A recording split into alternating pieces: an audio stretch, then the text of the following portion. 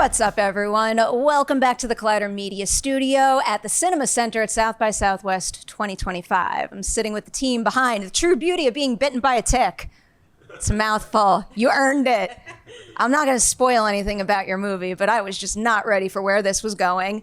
Clearly, I know about the film. Pete, I'll give you these honors. A lot of our viewers are first going to learn about it through South by Southwest, so can you give us a brief synopsis to start us off? A woman in crisis seeks refuge at her friend's idyllic countryside home, only to suffer strange side effects from a mysterious tick bite.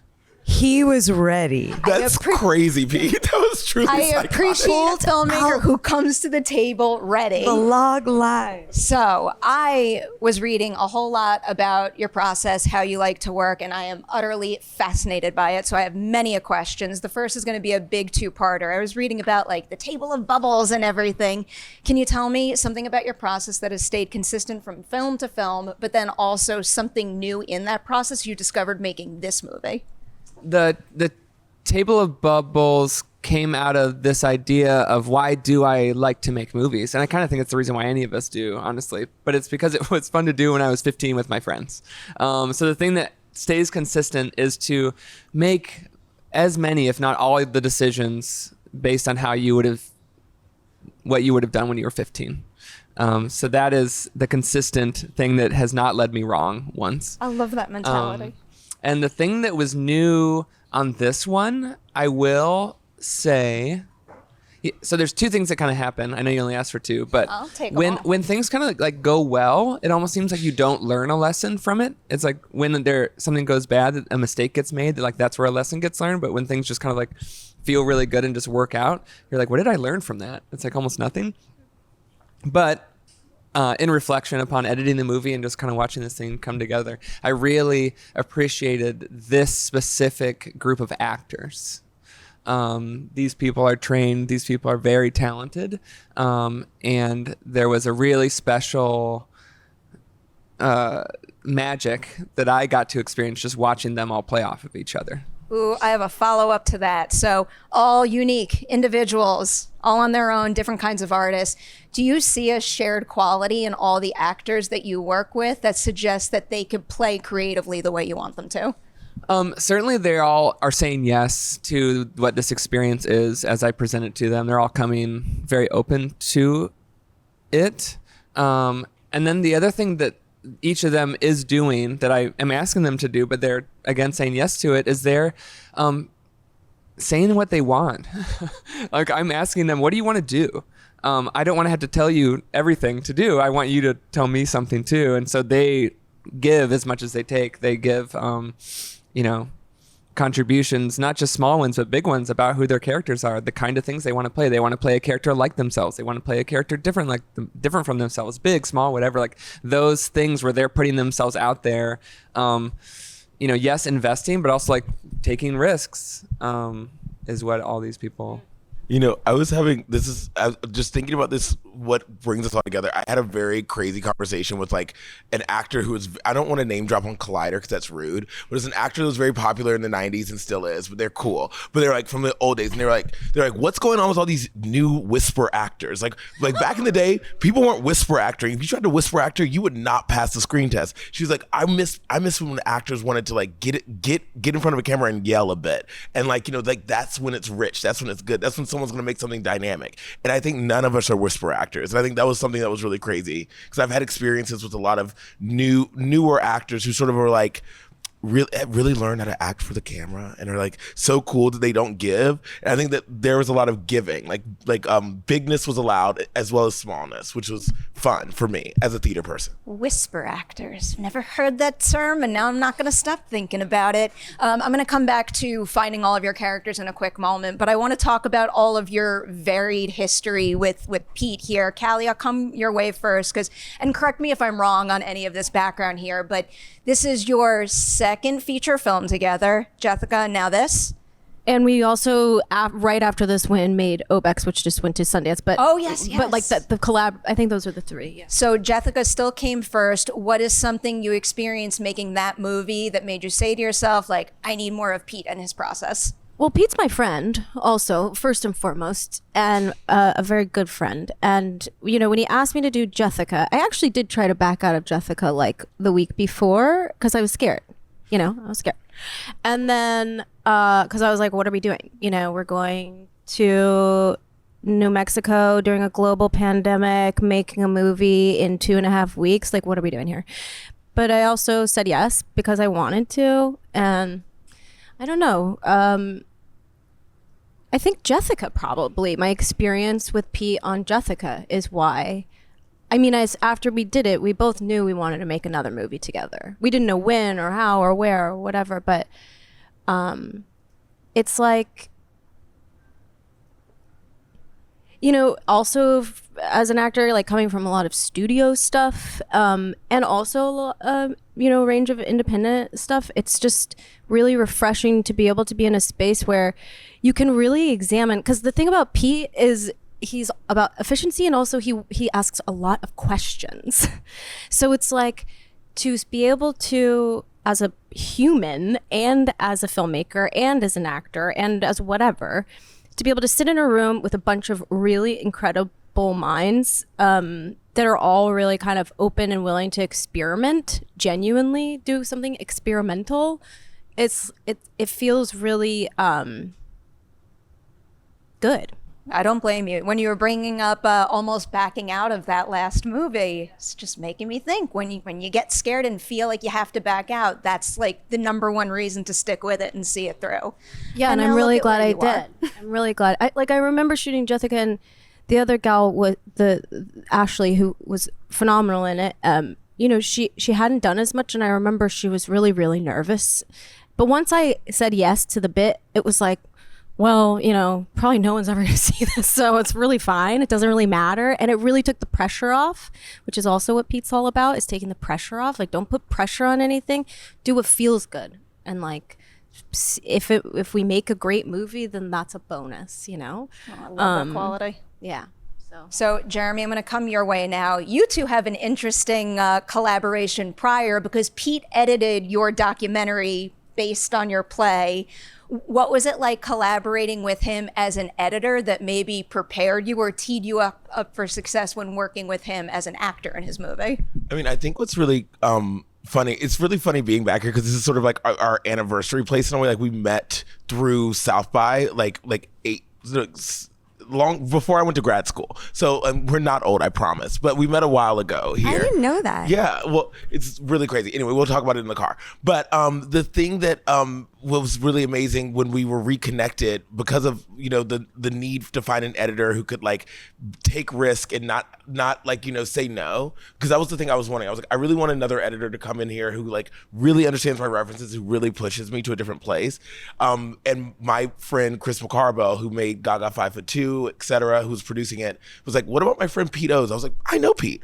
Anyway, Pete comes to Italy where we edited the movie, and we're editing, and we're editing during the day, and then at night we're hanging out with all these like young performers that or these young writers that I was doing a residency with, and they teach us this game. It's a really weird game where you say like let's say they say rendezvous and collider. You have to like then, and that's a hard one. You have to then with someone else look at them like 3, 2, 1 and find a word in between rendezvous and collider. And we frustrated everyone because within four phrases we would always get to the same word, and it was like this really bizarre thing where I felt a kinship with this person. Okay, rendezvous and collider. No, we can't do it now. It's gonna fuck us up. I kind of want to see it happen now. No, because You set that I'm up. saying in front of a camera, it'll take like I'm sorry. 17. But the point is, it was this thing where I was like, I think I share a brain with this person in more ways than just this dumb game. We also were falling in love with these performers we were editing in the same similar manner. And when he said, I have a movie I want to make, I was like, if he can look at me with the same generosity that he's looking at all of these young performers in this movie we're making, I'll feel lighter than air. It'll make me feel so good because I felt so far away from the kind of acting I trained doing, and I really wanted to go back to it, and I think he gave me the platform to try to. What a beautiful answer. I love that. All right, Zoe and James, this is a first time. I know you were in the documentary though, but I'm kind of taking that out of the equation here. When you sign on for this movie, what is the single most intimidating thing about the way Pete makes movies that maybe made you nervous, but made it a creatively fulfilling experience? I think we have the same answer. We do. And it is Sharing a bathroom with strangers for 2 weeks. That makes so much sense. That was our to me. biggest fear. It really was. I It feel really like my was. colleagues in this room know that. That's the only thing that scares me about going to a film festival. Totally. But we moved past it. We conquered our fear. I think there was a good poop schedule that got figured out because I never smelled anyone. Well, There's your headline. yeah. Here's another thing to add to that. Is there anything as actors you experience making this movie that you kind of wish more sets out there would adopt? I mean, this all feels very unique to him, but there's certain ideas that I feel like maybe some leaders on sets are a little more closed-minded to that could enhance their production. It is unique to Pete, and I think that all of us sitting here, we like to look at how to make movies, in lots of different creative ways. But it's, so it's like there's so many. Every single person here has gone and made a film in a weird way, and this is a very specific. Table of Bubbles is Pete, that is Pete. But what's one of the things that I really love about this process was how essential it was. Like, we used what we had, and nothing more than that. Our first day together, we went to Goodwill to get our costumes, to figure out what they were. And while we're figuring out what garments feel right, we're having a conversation about our relationships. And but there was nothing extraneous. Like, we didn't get more than we needed. We ate the groceries that we bought, and we used them as props and as our meal in the films. And James cooked that beautiful spaghetti meatball dish that's a family recipe. And so there's nothing extraneous. Though we had a director, it didn't feel like there was a hierarchy because we were all trying to figure it out together. We were all in service of this thing. And that thing not even being the final product. It was really being in service of a process. And if there was a product, awesome. And I'm so proud of the product that we landed on. But what was most thrilling about it was the making of it. Also the joy, and I'll add the ease of stepping up in front of the camera to do a take, to do a scene.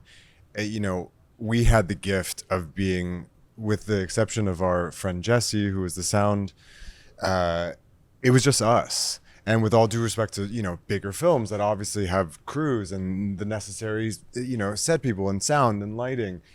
For me, as an actor, I often get very overwhelmed when there's, 50 people around me and you have to do an intimate scene and the camera goes up and, you maybe have a rehearsal. But there was this ease that I think we all felt in our body when Pete set up the shot and we wanted to get the scene in, that I was surrounded by my friends and I was surrounded by the trees and this house, and I was able to relax and have a sense of groundedness, because everyone that was listening to this scene knows me, loves me, and trusts me in what take I have to give for this scene on that day. And there was it didn't, again, process. It felt like, as Pete said, making a movie when you were a kid. I loved getting in front of the camera as a kid, and making my own skits. So you're able to just have this joy in your body again, because it is that simple. So I love the way you just articulated that. And I was just gonna say one more thing, kind of on to both of those things, but like especially to the idea of sustainability. I think that like, you know, there was a time when like independent cinema was like accessible to a lot of different people in a lot of different ways. And I think that like as like, you know, the economy goes in the ways it is, like as like, you know, there becomes such a disparity between the 1% and everyone else. Like this process is something that I'm like such an evangelical advocate for. Like, you know, that young people, new filmmakers don't feel like blighted or despairing about the current state of the cinema landscape. They can see a movie like this and say, wait, I don't need to have like inherited a house from my parents upstate. I could maybe like with a couple of my friends get together, rent a house for 2 weeks, 2 days. And like, if we make a table of bubbles, we might just make something beautiful together. Like that's the goal of the film for me. And one of the reasons why I push everyone to watch all of this. I'm like, go watch Love and Work, go watch Youngstown, go watch Jessica. Like there are other movies, and I was trying to go through the entire filmography. It didn't work, but it's like I think that like as someone who's constantly thinking about the fact that like there is a pipeline issue for young makers, there is an issue right now with young makers feeling like outside of a system that like has many high barriers. This is someone who's a barrier breaker, who's like figured out a tunnel to go underneath them and still end up at a South by Southwest. Oh, I love this so much. I have to wrap with you all in a few. I want to squeeze in 2 upcoming project questions, but before I even do that, just because of everything that was just said now, Pete, I did want to ask you, for a young filmmaker out there, an aspiring filmmaker, like what maybe tip would you give them if they don't necessarily want to use the table of bubbles, but they want to use a less conventional way to make a movie, and they feel pressure to just kind of, you know, jump into the system and maybe make it the way they're taught and only the way they're taught? A thing that I like about the way that I am making these movies is how much it demonstrates all the things that you don't actually need. We are told we need a lot of things. Some of them you might need, but a lot of them you maybe don't. And I think questioning that and not letting the belief that you need something stop you from doing it is really powerful. Because when you don't do it, everything's bad. Then now you don't get better at doing it. You also just don't get to experience the fun of making that thing. You don't get to get those ideas out of your head. You don't get to accidentally make a movie that maybe is good. The movie existing isn't even the most important part of it, especially for like these young, anyone really. But if you're like at the beginning and you haven't even had the experiences to understand what about it you like, understand how to even make a thing you like, and then you're not even getting up to bat, you know, you're not even getting the chance to swing because of all these things you think you need. The fact that like, I so often we're like, you have a phone, go shoot your movie. Like, that's not enough to feel good about, honestly, like, because it doesn't feel good to shoot a movie on your phone. For me, does it feel good to you, to anyone else? Whatever it does that just feels good and you can identify that, like, hold on to those parts of it. But all these other things you are told you think you need to make your movie that is real, but more importantly, to have an experience with people where you've created something and you've learned about each other and you've learned about yourself. The more of that, like, the better the world gets. The more like people who are having that filmmaking experience. It's not that the world needs more movies, but the world does need more people making movies. Well, I second that so much. I know one thing I need is more movies from you. And there's one in particular I'm very curious about. It's the one you worked on with Charlie XCX. And admittedly, I feel like a dum-dum talking about music sometimes because, like, this is my realm, not that. She's come up a couple of times in movies that I've been covering lately. So I've gone down the rabbit hole of just, I don't know, listening to her talk about her creative process. And I'm just like so fascinated by how her brain works. So what was that collaboration like? And why did she jive especially well with this way you like to work in? I met Charlie through Jeremy, and in that initial meeting was very much just describing this way that we've been talking about, this way of making movies. And what was really fun was how similar she felt that was to how she makes music, to how it feels to be in the studio with her collaborators, working through something and just creating. And so I think that's what we connected on and why it felt good to make a movie together. and it was. I'm excited. And Jeremy, you're producing that, right? Yeah. Okay. And I might also appear Okay. randomly. Bring it on. I'll take that. I got a pretty obvious upcoming question for you because obviously everyone's talking about Euphoria. I know there's probably like nothing you could tell me about what's in the works and what's coming up for us. So I hope this is a safe way to get at it. But over the course of that show's run, you've had different roles on the production. What is your role on this upcoming season? And I guess what are some specific goals? There is no role. Oh. No, it's not a bad. Oh, no, it's not a bad thing. I just I worked like Sam is like I'm the godfather of Sam's kid. Sam is one of my favorite people in the world, but I think that like we in the interim of last season to this season, like my life has gotten way bigger. I'm running a theater festival. I'm running Williamstown Theater Festival right now, and I'm also like making all these weird movies with my production company, and I have a new TV show that I'm working on with Natasha Leone that I'm very excited about. So I think that like I wish that I could be there because like I'm getting texts from my friends. I saw Sydney and Hunter the other day, and they're like, "Oh my God, like we're going back to set next week," and I was like, "Fuck, I like wish I could be there." But yeah, I do know some things, and I think most of the things I know, you guys probably know. That was the best answer to that question, because if you're not working on that, give me everything else and then some that you want to do. Same is true of all of you. Huge congratulations on this one. It like as a film lover and also a filmmaking lover, it just fills me up to hear about this process. So congratulations and thank you for telling us about it. Thank you so much. Thank you.